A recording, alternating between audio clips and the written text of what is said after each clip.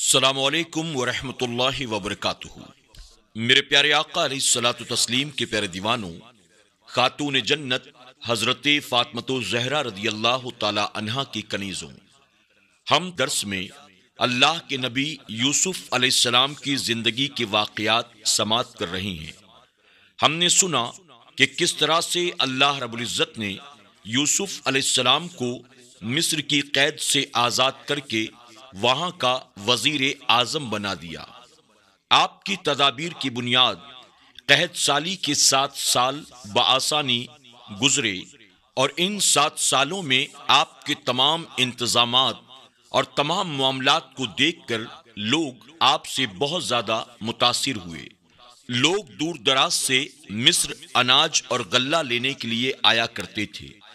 इसी के तहत यूसुफ अलैहिस्सलाम के भाई भी गल्ला लेने के लिए मिस्र आते हैं और यूसुफ अलैहिस्सलाम ने उन सबको पहचाना, लेकिन उन लोगों ने आपको नहीं पहचाना। यूसुफ अलैहिस्सलाम ने देखा कि सारे भाई तो आए थे, लेकिन जो सबसे छोटा भाई था, जिससे यूसुफ अलैहिस्सलाम को बड़ी मोहब्बत थी, वो उनके साथ नहीं था।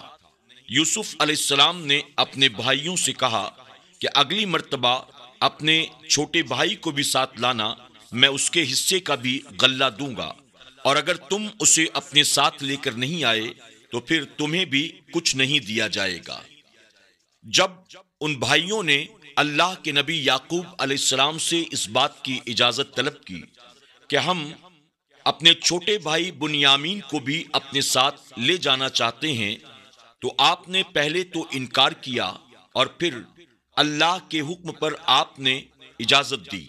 जब ये तमाम भाई दोबारा मिस्र की तरफ रवाना हुए तो याकूब अलैहिस्सलाम ने अपने बेटों से कहा कि एक साथ एक दरवाजे से दाखिल न होना, बल्कि अलग अलग दरवाजों से तुम सब मिस्र में दाखिल होना। यहाँ साहिब किताब ने ये बयान किया कि उलमा लिखते हैं, आपका अपने बेटों को इस बात की ताकीद करने के पीछे वजह ये थी कि कहीं उन्हें एक साथ इतनी बड़ी तादाद में देखकर या उनके हुस्न जमाल को देखकर उन्हें नजर न लग जाए।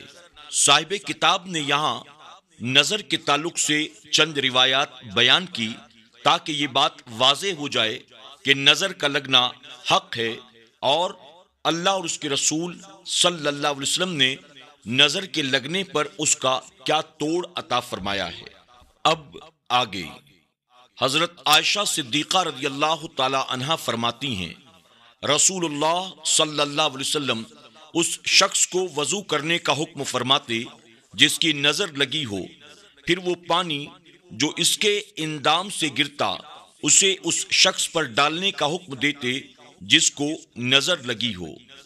जिस शख्स को अपने मुतालिक ये ख्याल हो कि उसकी नजर लगती है, तो वो किसी चीज को देखे और वो उसे अच्छी लगे तो ये पढ़े, तबारकल्लाहु अहसनुल खालिकिन अल्लाहु मा बारिक फीही।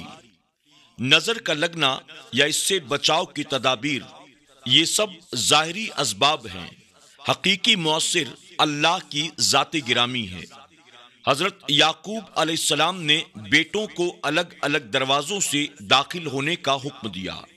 इसकी हिकमत बयान करते हुए इब्राहिम नखई रहमतुल्लाह ताला अलैह फरमाते हैं कि वजह यह थी कि बुनियामीन की यूसुफ अलैहिस्सलाम से इलाहिदगी में मुलाकात हो जाए, क्योंकि हजरत याकूब अलैहिस्सलाम जानते थे कि मिस्र का बादशाह आपका बेटा यूसुफ है, लेकिन आपको अल्लाह ताला ने उसके इजहार की इजाजत नहीं फरमाई थी। बेशक इंसान के लिए जरूरी है कि वो इस आलम में जाहिरी असबाब को हासिल करे, लेकिन इंसान को ये हुक्म भी दिया जाता है कि वो यही अकीदा रखे कि असबाब भी उसी वक्त मुअस्सर होते हैं जब अल्लाह ताला की मर्जी होती है। इंसान ये भी अकीदा रखे कि किसी नुकसानदेह चीज से बचना और दूर रहना तकदीर से निजात नहीं दे सकता, लेकिन फिर भी इंसान के लिए हुक्म यही है कि वो हलाक करने वाली चीजों और नुकसान देने वाली चीजों से बचे, मुनाफा हासिल करने में जितना मुमकिन हो सके कोशिश करे اور نقصان دہ اشیاء سے ہمیشہ دور رہے۔ یہی وجہ ہے کہ حضرت یعقوب علیہ السلام نے یہ جاننے کے باوجود کہ تمام چیزوں میں مؤثر حقیقی اللہ تعالیٰ ہی ہے، لیکن اللہ تعالیٰ کی مرضی سے ہی ظاہری اسباب پر عمل فرمایا۔ حق مذہب یہی ہے کہ انسان منافع و مقاصد کے حاصل کرنے میں اور نقصان دینے والی چیزوں سے بچنے کی تدابیر میں بہت زیادہ کوشش کرے، جتنی اسے طاقت حاصل ہے، اس میں کوتاہی ہرگز نہ کرے، لیکن اپنی طرف سے بہت بڑی کوشش کرنے کے بعد بھی یقین یہی رکھے کہ منافع کا حاصل ہونا نہ ہونا، ضرر انداز چیزوں کا مؤثر ہونا یا نہ ہونا، سب اللہ تعالیٰ کی تقدیر اور اس کی مرضی پر موقوف ہے، اللہ تعالیٰ کے حکم اور اس کی حکمت کے مطابق ہے۔ بنیامین کی یوسف علیہ السلام سے ملاقات۔ اور جب پہنچے یوسف علیہ السلام کے پاس تو یوسف علیہ السلام نے جگہ دی اپنے پاس اپنے بھائی کو۔ اس سے فرمایا، میں تمہارا بھائی ہوں، نہ غمزدہ ہو جو یہ کیا کرتے تھے۔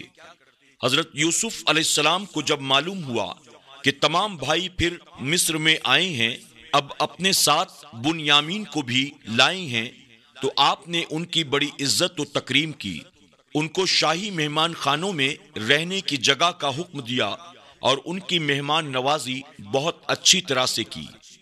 حضرت یوسف علیہ السلام کے بھائیوں نے آپ سے ملاقات کے دوران بتایا، یہ وہ ہمارا بھائی ہے جسے آپ نے لانے کا حکم دیا تھا، ہم ساتھ لیے آئے ہیں۔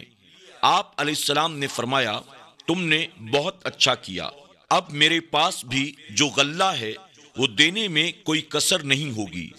بھائیوں نے آپ کو اپنے باپ کا پیغام بھی دیا، کیونکہ یعقوب علیہ السلام نے بیٹوں کو الوداع کرتے ہوئے فرمایا تھا کہ بادشاہ کو میرا سلام کہنا کہ ہمارے باپ آپ کے لیے دعا کر رہے تھے، آپ پر رحمتیں نچھاور کر رہے تھے، اور آپ نے جو ہمارے ساتھ سلوک کیا وہ اس کا شکریہ ادا کر رہے تھے، اور ساتھ ہی اسی مضمون کا ایک خط بھی آپ کو دیا۔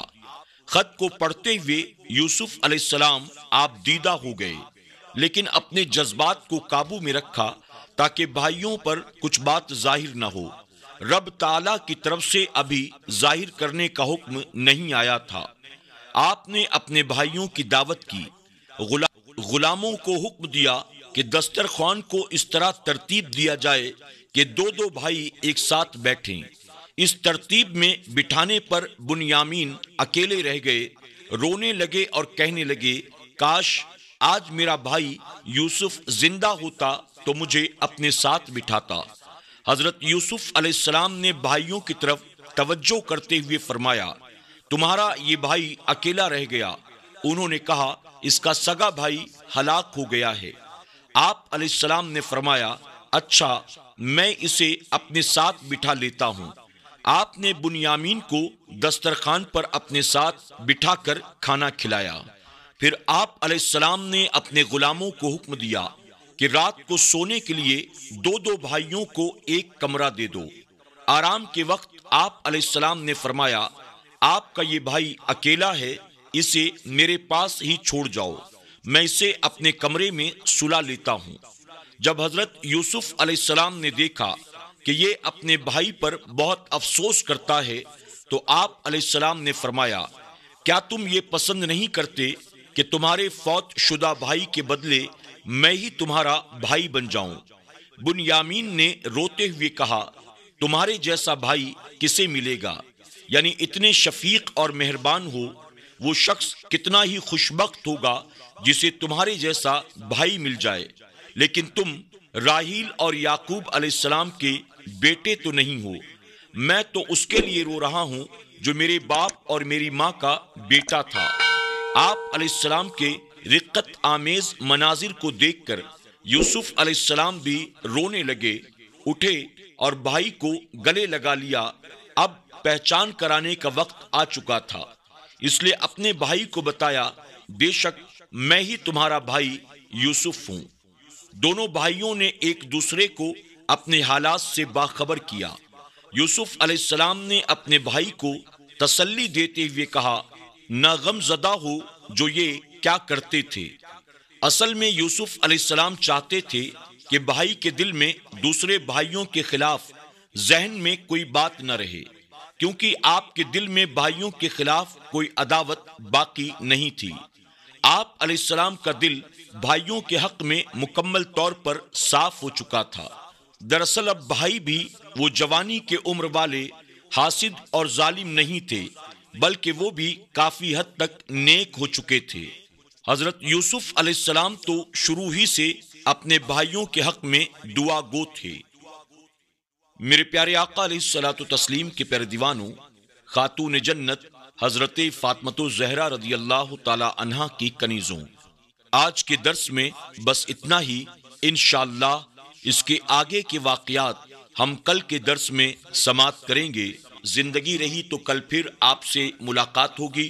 تب تک کے لیے ہمیں اجازت دیں، اپنا خیال رکھیں اور اپنی دعاؤں میں ہمیں ضرور یاد رکھیں۔ السلام علیکم ورحمۃ اللہ وبرکاتہ۔